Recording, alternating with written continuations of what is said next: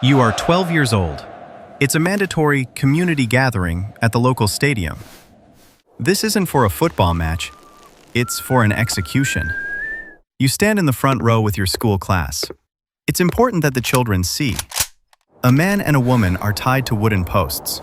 Their crime? Illegally crossing the border into China. Their sentence is read aloud over a cracking loudspeaker. You are forced to watch as the soldiers raise their rifles. You are forced to listen to the sound. You are forced to look at what's left. You don't cry. You don't scream. You just watch. This is your education. Lesson 1. The state is your parent, and it is a jealous parent. Lesson 2. Disobedience is death. Lesson 3. The most important lesson you will ever learn. Don't get caught. Your life begins in 1990 in Horyong, a city in North Hamgyong Province. You were born on the border of the Promised Land, China. You just don't know it yet. Your first memories are not of toys or lullabies. Your first memory is hunger. A cold, constant, twisting ache in your stomach that never, ever goes away. You are a child of the Arduous March, the famine that swept North Korea in the mid-1990s. The adults call it that. To you, it's just life.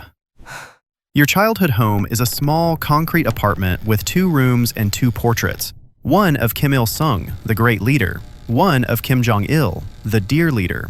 They are on the wall in every home. They are plump, and they are always smiling. You find this deeply, darkly hilarious. By the time you are 7, in 1997, your family is gone. Your father, a factory worker, is caught complaining about the rations. He calls it voicing a suggestion. The state calls it ideological deviancy. Men from the Ministry of State Security come to your apartment at night. You hide under the table. They take him. You never see him again. Your younger sister gets sick, a simple fever, but there is no medicine, no food. Her body, thin as a bird's, gives up. Your mother wraps her in a blanket and carries her to the mass grave on the hill. She comes back with just the blanket. Now it's just you and your mother, and the hunger. Your world shrinks to a single, desperate focus, finding something, anything to eat. You boil tree bark. You hunt for rats. You pick kernels of corn out of undigested cattle dung. One day, your mother doesn't wake up.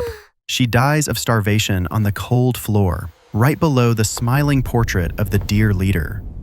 You are 8 years old. You are an orphan. You are a kochebi, a wandering swallow, a homeless street kid. You don't cry. Crying burns calories you don't have. This is your hard training. Your adolescence is a masterclass in survival. You join a gang of other kochebi. You learn the rules of the jongmadong, the black market that springs up from the corpse of the state's failed distribution system. You learn to steal. A potato from a stall, a piece of coal from a passing train. You learn that a single cigarette can bribe a local security guard to look the other way for 5 seconds. You become a tiny, starving capitalist in the world's most devout communist paradise.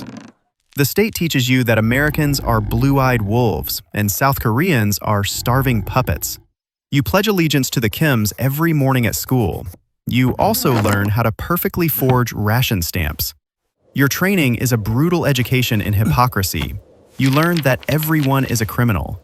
The factory boss who steals scrap metal. The soldier who sells his bullets for rice. The party official who watches a smuggled South Korean DVD in the privacy of his home. You see one of these DVDs. It's a drama.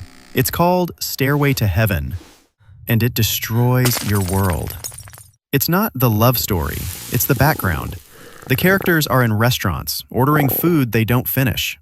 They live in warm apartments filled with stuff. They are not starving. They are not suffering. They are not puppets.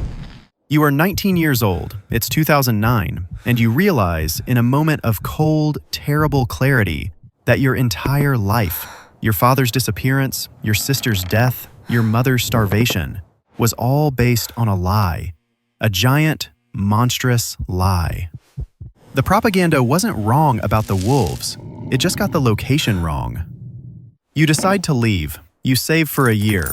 You sell everything you steal. You find a broker. He tells you the price, 500,000 North Korean won. It might as well be 5 million. But you do it. You hoard. You starve yourself just a little bit more.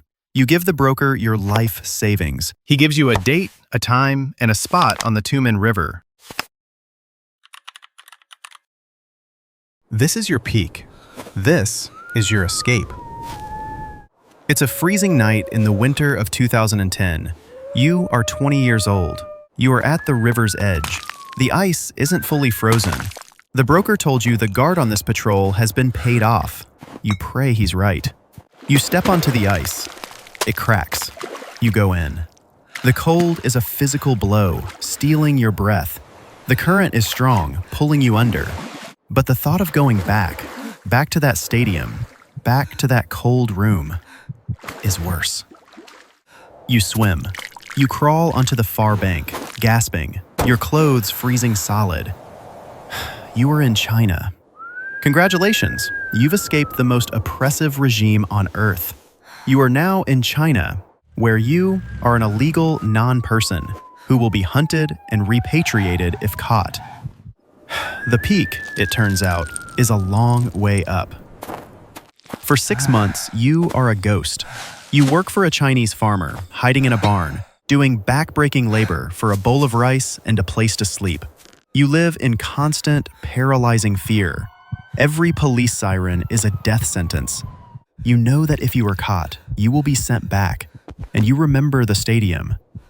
The farmer sells you to a broker, a human trafficker. You are packed into a truck with 10 other defectors. You are driven for days, stuffed into compartments under the floorboards. You can't breathe. You can't move. You just piss yourself and pray. You are smuggled across the border into Laos. You trek through the jungle for weeks. You are bitten by insects. You get dysentery. 2 people in your group are caught by a Laotian patrol. You don't know what happens to them. You just run. You cross the Mekong River into Thailand. Your group walks to the South Korean embassy in Bangkok. You are skeletal. You are sick. You are terrified. You bang on the steel gate. A guard opens it. You fall to your knees. You can't speak Korean. Your northern dialect is too thick. You just point to yourself and say the one word you've practiced for 1,000 miles. Bukhan. North. For the first time in your life, the person who finds you doesn't want to arrest you, sell you, or shoot you. They open the gate. They pull you inside. They give you a blanket and a hot meal. You are flown to Seoul, South Korea. You have made it. You are free. This is your decline. You just don't know it yet. You arrive at Incheon International Airport in 2011.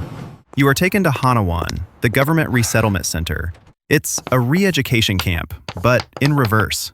They teach you everything. They teach you how to use an ATM, a machine that just gives you money. You're suspicious. You're sure it's a trap. They teach you how to vote. There are 2 parties. You don't understand. Why would they give you a choice? They teach you how to use the internet, a world of information that isn't propaganda. You look up your hometown and see a satellite image of your street. You feel sick. After 3 months, they release you. You are now a citizen of the Republic of Korea. You have a small apartment in a government high-rise in Seoul. You have a stipend. You have a job at a factory. And you are completely, crushingly alone. The decline isn't a fall from power. It's a fall into a world you don't understand. The poly culture of the South is dizzying. The competition is relentless. In the North, you fought the state for survival. Here, you fight your neighbors for a better job, a bigger apartment, a nicer phone. It's just a different kind of hunger. You are a stranger. Your accent gives you away immediately. They call you Tarbukja, Defector. It's not a description, it's a brand. To some, you are a hero, a victim. To others, you are a drain on the system, a potential spy, a communist. You learn to be quiet. You learn to change your accent. You learn to lie about where you're from. You, who escaped a country of 25 million liars, have to build your new life on a lie of your own. The guilt is the worst part. You go to a buffet and you see mountains of food being thrown away. Food that could have saved your sister. You buy a new coat and you think of your mother who froze to death. You are the only one who made it. You are the survivor. And it feels like a sin. Your life as a North Korean defector is not one life. It is two. It is 2026. You are 36 years old. You are sitting in your warm, bright apartment in Seoul. You have a college degree.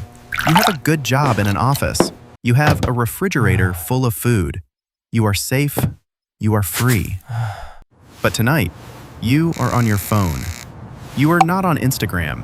You are looking at satellite maps of Hworyong. You are looking at the roof of the stadium where you learned what a gunshot sounds like. You send money back through illegal brokers.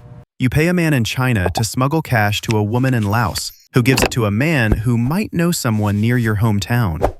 You don't even know if your mother is still alive to receive it. You just send it into the void. You escaped North Korea, but you realize, in the quiet of your safe, warm room, it never, ever escaped you. You are a ghost. You are a ghost in Pyongyang, where your name is on a traitor's list. Your family, if any are left, marked for 3 generations. And you are a ghost in Seoul, haunted by a past you can't explain and a guilt you can't erase. You won. You survived. You got everything you ever dreamed of. So why do you feel like you lost everything?